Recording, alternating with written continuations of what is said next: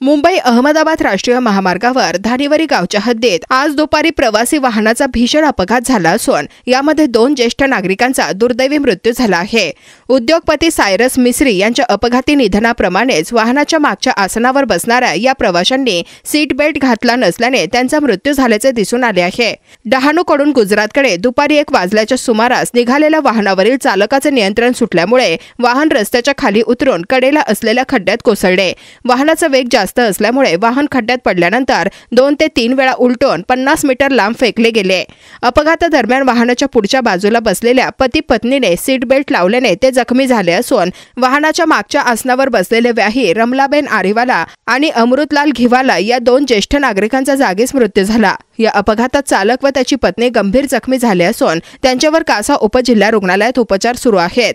सायरस मिस्त्री यांच्याप्रमाणेच दोघांचे अपघाती निधन 4 सप्टेंबर 2022 रोजी एका अलिशान गाडीमधून गुजरात येथून मुंबईकडे परतताना सायरस मिस्त्री यांच्या वाहनाने चारोटी जवळील सूर्या नदीच्या पुलाच्या कठड्याला जोरदार धडक दिली होती।